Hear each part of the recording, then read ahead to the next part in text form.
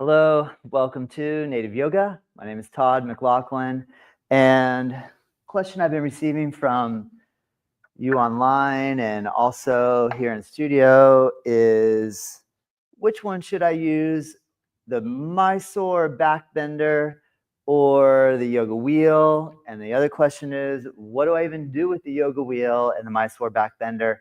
So I just want to give a couple of pros and cons for each and give you an opportunity if you have access to one of these props. I'm not selling these props. No one's paying me to talk about these props. So you can do your own research and look online. This is called the Mysore Back Bender. And if you type in yoga wheel, you'll find a whole bunch of different options. All right, so first, let me focus on the pros of both. The pros of the Mysore Back Bender. The Mysore Back Bender has two angles. It has these little legs in the bottom that can fall out, so that's why I'm keeping it in position right here. But notice that this angle here is a little steeper, higher, and this angle here is a little bit lower. So the purpose of this is that we can flip the Mysore Back Bender one way or the other to emphasize. If I put this on the low back, this will do deeper bending in the lumbar. And if I put this under my thoracic and cervical, it'll do deeper bending in that area. Same holds true on this side. It has a slightly more graduated curve. And therefore, if this is on the low back, it'll be a little less bendy on the low back. And if we flip it around, the other way around. So and the reason for the holes in the sides is that we'll be able to potentially catch the holes on the sides. And because there's multiple holes, you can go to multiple layers of depth. Now, one of the main ideas with these props is that we'll lay on them, which will allow for the curve of the spine to go into extension, and you can relax. And the other key ingredient that I find is most beneficial from both the Mysore Back Bender and the yoga wheel is the amount of work that we can do in opening up shoulder flexion. When you take your arms up in this direction, this is called shoulder flexion. And when we go behind, it's called extension. So there are a lot of poses where we catch either the foot behind, or there's a lot of poses such as dolphin or pincha mayurasana, where we start balancing on our forearms and opening up the flexibility of your triceps brachii on the back of the arm. And there's a lot of muscles going on here, but predominantly the latissimus dorsi, which is your swimmer's muscle, which attaches down here on the low and comes all low back and comes all the way up onto your humerus. So that's really the main idea. So let me demonstrate first. Pros of the yoga wheel. Yoga wheel, I like that it has this yoga mat attached, glued onto it, because it gives a little bit more cushion, whereas this is really hard. The yoga wheel, I like the fact that the wheel, when you're laying on it, it has the ability to roll, and that can let you move from the low back to the upper back. So I'll demonstrate both for you here now. All right, let's start off with the Mysore Back Bender. For those of you that are unfamiliar, Mysore is referencing the town Mysuru in India. And this is where Ashtanga Yoga is practiced and popularized, which is a very popular and effective method of yoga. And one of the postures in the second series of Ashtanga Yoga is called Kapotasana, and it involves doing a very deep shoulder stretching position. So notice here, I have the not so steep curve toward my lumbar, my low back, and I have the steeper curve up here toward my shoulders. So you just align the prop evenly so your spinal column is right in the middle. And what's also really great about the Mysore Back Bender is you really can't fall off of it because the legs keep it stable.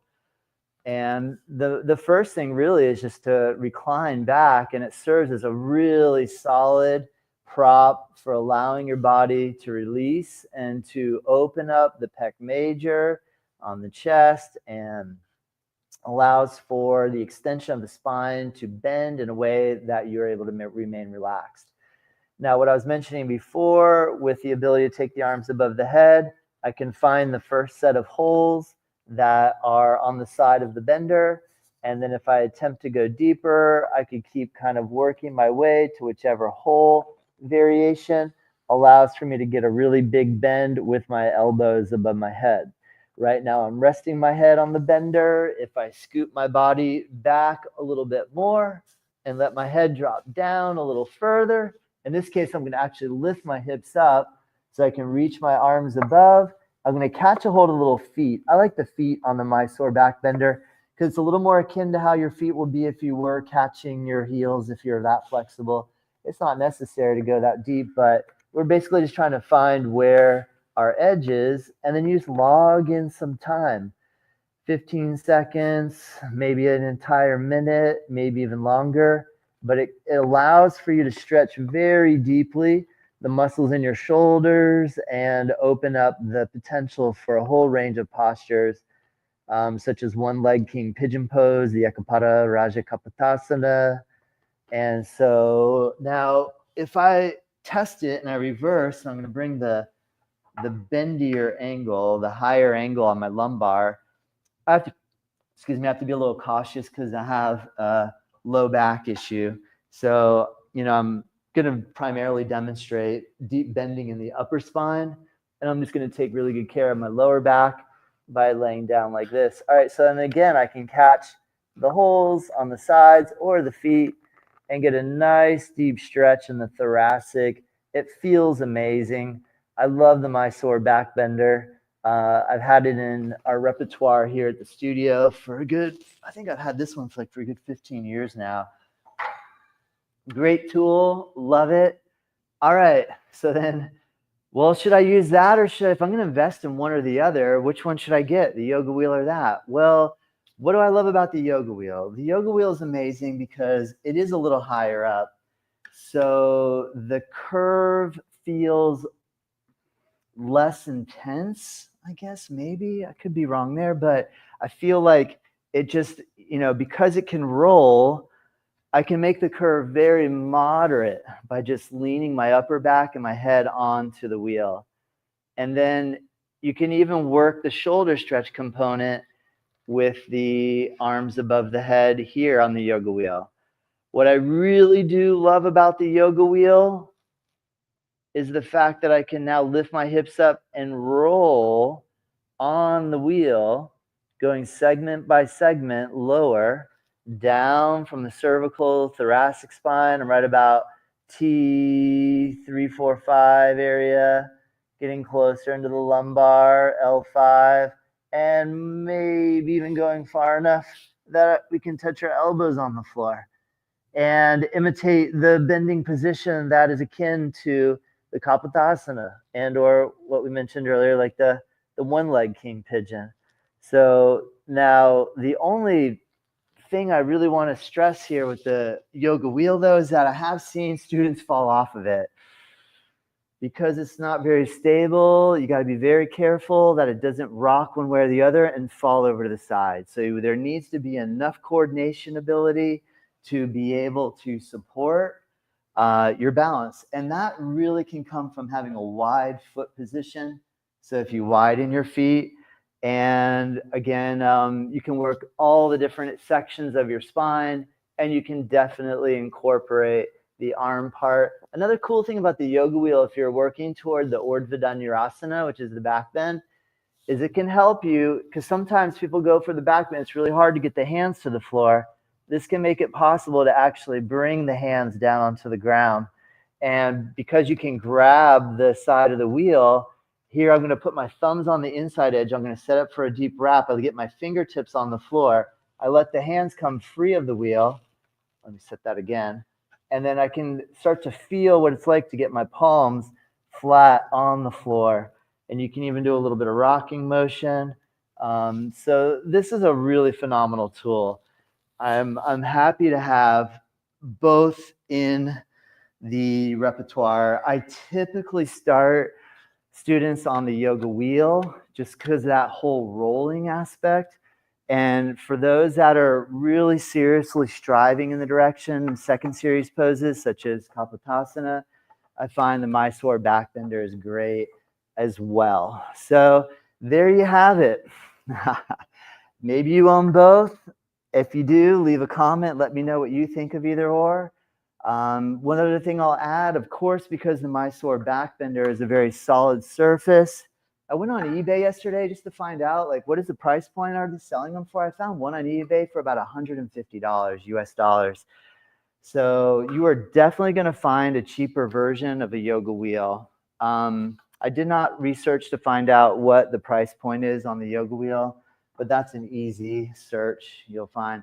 So here I'm just going to put a blanket on. And, you know, for a restorative yoga practice, I think the Mysore Back Bender is really amazing because it's a little lower to the ground, so it's not as intense to recline on, and the arms can just relax comfortably. A lot of us are sitting and working at the desk all day and in a hunched position, and we're hearing all the time that we should stand up straighter. And so laying on something like the Mysore Back Bender, and here with the blanket, it feels really comfortable, is a really great way to take the body into the opposing direction. So it can help quite a bit to alleviate some of the pressure and strain and stress that comes from sitting at a desk all day, working on computer, or whatever it is activity that you're involved in that requires this kind of forward rounded position. All right, I hope that helps. If you have any questions, send them my way. Whether you're watching live, if you're watching live, I do my tutorials. I do 2 tutorials every Thursday at 11:30 a.m. Eastern and 12 p.m. Eastern. The next tutorial I'm about to do right at 12 p.m. is a back strengthening practice without any props. So today I wanted to cover, for those of you that are interested in props, this video is for you. For those of you that would like to practice without any props, my next video coming up is specific for you. Always reach out to me, my website, nativeyogacenter.com. Check out my platform, nativeyogaonline.com. You can practice with me here every single day in the studio via live stream and or our recorded classes. Every single Friday, I release Native Yoga Toddcasts. I'm up to episode 231. I interview yoga professionals from all over the world, and it's one of the best ways to learn. If you're a yoga student or a yoga teacher, this is a great way to learn. I also offer 200 and 300-hour yoga teacher training, and I work in a mentorship one-on-one fashion, online and in studio. If you want to come visit us here in Juno Beach, we're about 100 steps away from the ocean over there. It's an amazing location. Remember to follow us on our social media platforms, our handle @Native Yoga across the board. All right, have a great day. Thank you. Namaste.